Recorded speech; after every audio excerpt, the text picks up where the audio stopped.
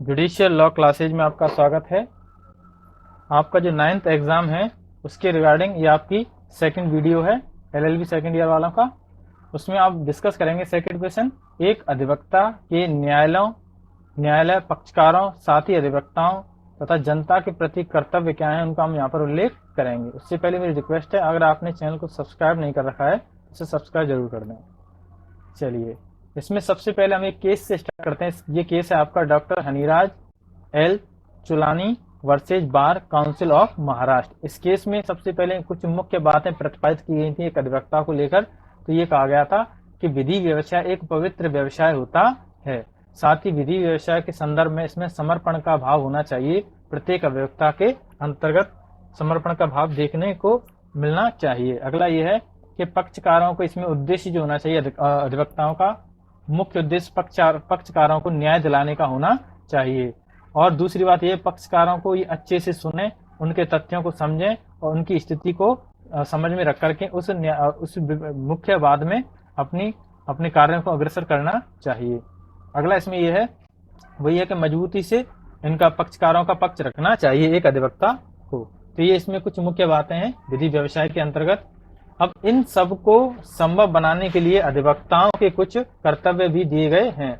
अब ये जो बातें हैं, अगर ये संभव कैसी होंगी, इन सभी बातों को संभव करने के लिए अधिवक्ताओं के कुछ कर्तव्य हैं। तो सबसे पहला पॉइंट इसमें यह है, निष्ठा पूर्वक मामले की पैरवी करनी चाहिए।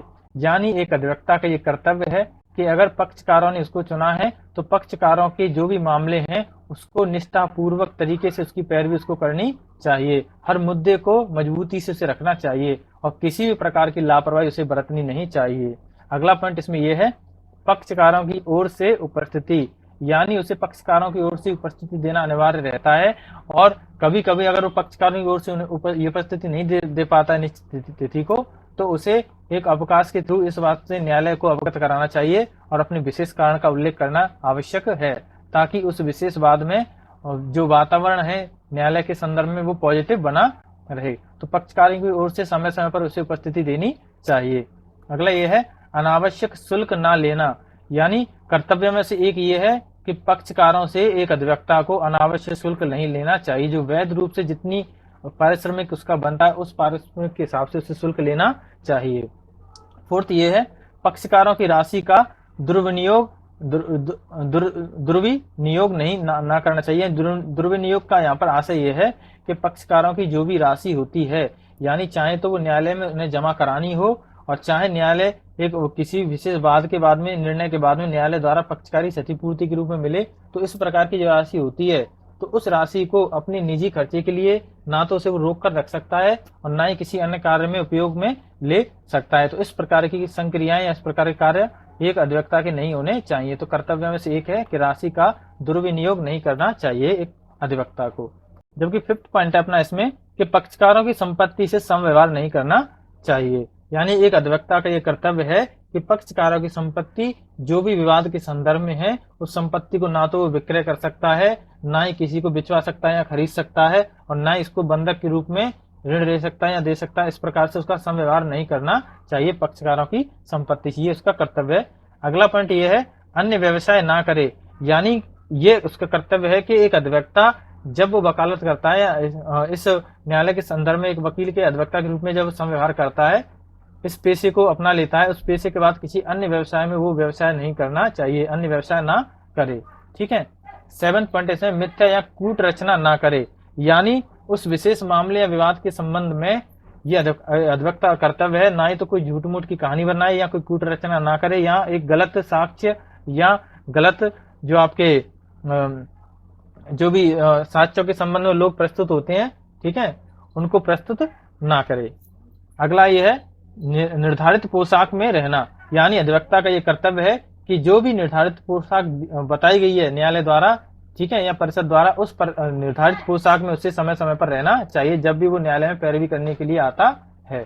9th पॉइंट इसमें, हड़ताल बहिष्कार आदि ना करना चाहिए। यानी एक अधिवक्ता को हड़ताल या बहिष्कार करने के अधिकार प्राप्त नहीं है, और अगर इस संदर्भ में कोई अवैध रूप से या फिर लोगों को बहका करके इस प्रकार के क्रियाकलाप किए जाते हैं तो इस संबंध में जो भी नुकसानी होती है न्यायालय की, उस नुकसानी को एक अधिवक्ता से क्षतिपूर्ति के रूप में उससे लिया जा सकता है। तो किसी प्रकार की हड़ताल या बहिष्कार करने का उसको अधिकार नहीं है।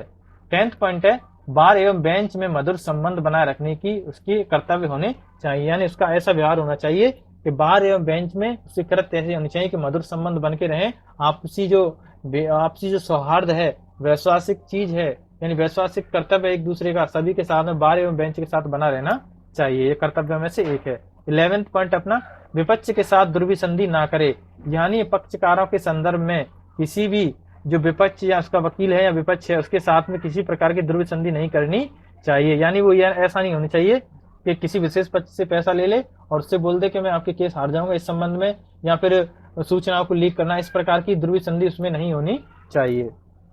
तो ये विशेष कर्तव्य है।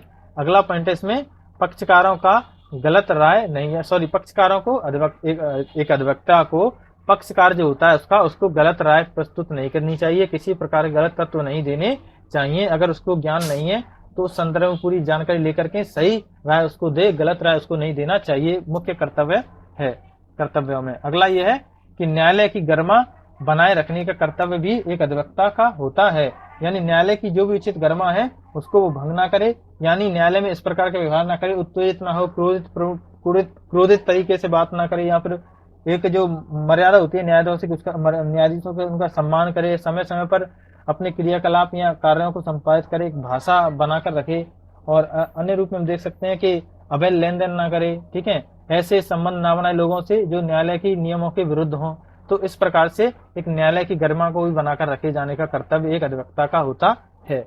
इसमें एक चीज और मैं बता देता हूँ आपको कि देखिए, मुख्य रूप से इसमें 2 पॉइंट आप याद रखोगे तो आपको ये पॉइंट याद रह जाएंगे, ठीक है। एक तो पक्षकार, यानी ज्यादातर पॉइंट इसमें पक्षकार से संबंधित है। कैसे कि पक्षकार निष्ठापूर्वक मामले की जांच करना चाहिए, पक्षकार के मामले होते हैं तो उनको निष्ठापूर्वक जांच करनी चाहिए क्योंकि पक्षकार संबंधित है। साथ में ही पक्षकारों की ओर से ये उपस्थिति देता है। अगला यह है, पक्षकारों से अनावश्यक शुल्क ना ले। अगला यह है कि पक्षकारों की संपत्ति के साथ व्यवहार ना करे, हाँ ठीक है।